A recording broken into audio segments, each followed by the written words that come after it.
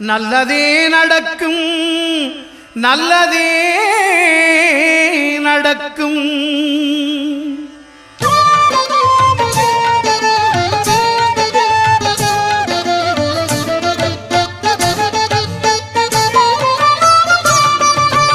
ஒன்பது கோளும் ஒன்றாய் காண